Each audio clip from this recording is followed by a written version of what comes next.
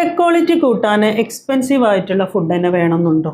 Egg quality കൂട്ടാൻ എന്നും പറഞ്ഞു വരുന്ന ഫുഡിൻ്റെ ലിസ്റ്റിൽ സാധാരണയായിട്ട് കാണുന്നത് berries, walnut, nuts, seeds, salmon, olive oil, avocado എന്നിങ്ങനെയുള്ള എക്സ്പെൻസീവ് ആയിട്ടുള്ള ഫുഡ് ഐറ്റംസ് ആണ്.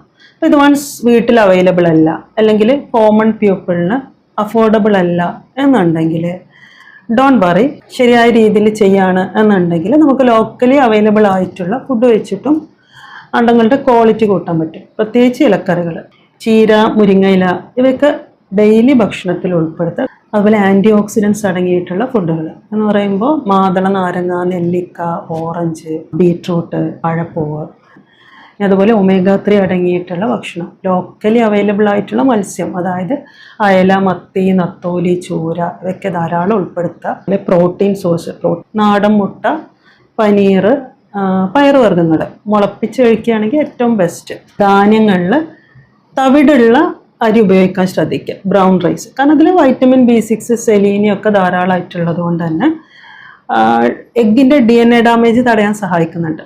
അപ്പോൾ ശരിയായ രീതിയിൽ ചെയ്യുകയാണ് എന്നുണ്ടെങ്കിൽ നമുക്ക് ലോക്കലി അവൈലബിൾ ആയിട്ടുള്ള ഐറ്റംസ് വെച്ചിട്ട് തന്നെ എഗ്ഗിൻ്റെ ക്വാളിറ്റി ഇമ്പ്രൂവ് ചെയ്യാൻ പറ്റും. കൺസിസ്റ്റൻ്റ് ആയിട്ട് ചെയ്യണമെന്ന് മാത്രം. കൺസിസ്റ്റൻ്റ് ആയിട്ട് കുറച്ച് കാലം ഈ ഒരു പ്ലാൻ ഫോളോ ചെയ്യുക.